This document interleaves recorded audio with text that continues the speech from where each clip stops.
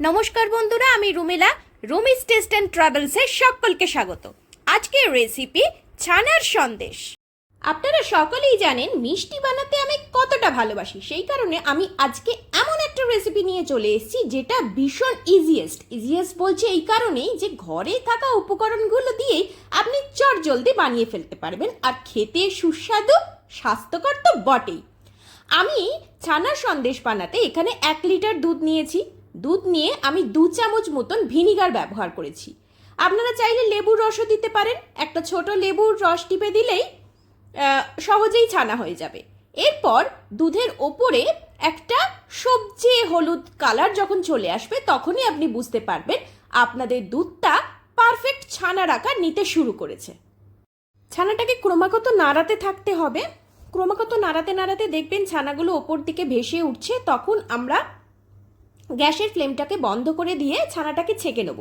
ছানাটাকে ছেঁকে নেওয়ার জন্য আগে থেকে রেডি করে রাখবো একটা পাতলা সুতির কাপড়। সুতির কাপড়টা সাদা হওয়াই বাঞ্ছনীয়।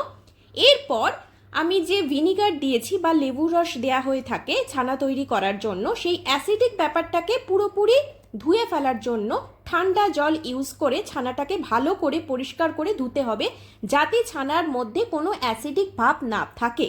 কারণ ছানার মধ্যে যে ওই টক ব্যাপারটা যদি থেকে যায় তাহলে কিন্তু ছানাটা মিষ্টি তৈরি করবার সময় স্মুথ হবে না, আর শক্ত ডালা ডালা মতন হয়ে যাবে। সেই কারণে ঠান্ডা জল দিয়ে বার 2 বা বার 3 বার ভালো করে ধুয়ে নিয়ে একেবারে জলটাকে নিংড়ে নিতে হবে।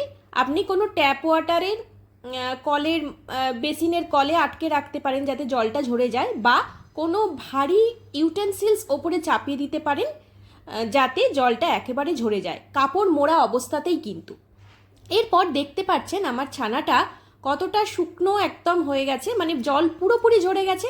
আমি 1 ঘন্টা মতন জল ঝরানোর জন্য রেখে দিয়েছিলাম। এরপরে হাতের তালু দিয়ে বুড়ো আঙুলের ঠিক নিচের অংশটা দিয়ে ছানাটাকে এইভাবে স্মুথ করে নিতে হবে, যাতে ছানার মধ্যে কোনো রকম ডেলা ভাব না থাকে।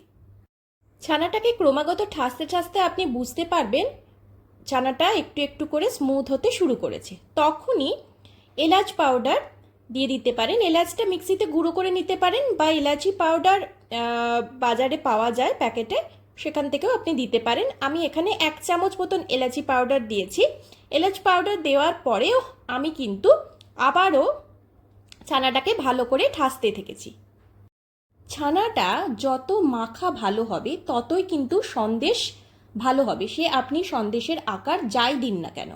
এরপর আমি সুগার পাউডার দিয়েছি। চিনিটাকে মিক্সিতে গুঁড়ো করে নিতে পারেন। আমি এখানে 1 লিটার দুধের মিষ্টি তৈরি করছি আর কি, 1 লিটার ছানার। সেখানে আমি ছোট কাপের 1 কাপ সুগার পাউডার দিয়েছি। আপনি ছানাটাকে মাখতে মাখতে সুগার দেওয়ার পর কিন্তু একটু টেস্ট করে দেখতে পারেন ছানাটা ঠিকঠাক মিষ্টি হচ্ছে না কম মিষ্টি হয়েছে। সেটা দেখে নিয়ে আপনি চিনির পরিমাণ বাড়াতে বা কমাতে পারেন। বেশ ভালো করে ঠাসা হয়ে যাওয়ার পর শুকনো কড়াইতে আমি ছানাটাকে নিয়েছি। নিয়ে 1 থেকে 2 মিনিট মতন ভালো করে নাড়াচাড়া করে নিচ্ছি। এখানে কিন্তু কোনো রকম ঘিয়ের ব্যবহার করিনি, আপনারাও করবেন না। এটা পুরোপুরিভাবে ছানার সন্দেশ। বেশ ভালো করে নাড়াচাড়া করে নেওয়ার পরে আমি কড়াই থেকে নামিয়ে নেব, কিন্তু 2 মিনিটের বেশি যেন এই মণ্ডটাকে নাড়াচাড়া করবেন না। বেশি নাড়াচাড়া করলে কিন্তু ছানা শক্ত হয়ে যাবার সম্ভাবনা থাকে। একটা প্লেটে তুলে নিয়ে ঠান্ডা করতে দেবো মণ্ডটাকে। ঠান্ডা হয়ে গেলে হাতের মাধ্যমে আমি প্রথমে গোল বলের মতন করে নিয়েছি। একটা একটা করে বল তৈরি করে রাখবো। আপনারা আপনাদের পছন্দ মতন সন্দেশের আকার দিতে পারেন। এই ছানাটাকে চৌকো বা বরফি যে কোনো শেপ দেওয়া যেতে পারে। আমি গোল বলের মতন করেছি। আমার এই 1 লিটার ছানা থেকে প্রায় 8টা থেকে 9টা সন্দেশ হয়েছে। আপনারা দুধের পরিমাণ যতটা দেবেন সেই অনুযায়ী সন্দেশটা তৈরি হবে। এরপরে আমি একটা ইয়েলো ফুড কালার দিয়ে মাঝখানটা একটু ডিপ কালার মতন করে দিয়েছি যাতে দেখতে সুন্দর লাগে, আর ওপরে গার্নিশিংয়ের জন্য দিয়েছি কেসার। আপনারা ইচ্ছা করলে ফুড কালার ইউজ নাও করতে পারেন।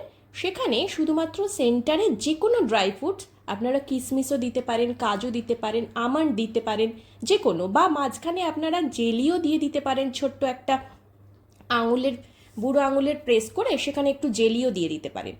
আর খেতে তো অসাধারণ হয়েছেই। পুরো রেসিপিটা কেমন লাগলো?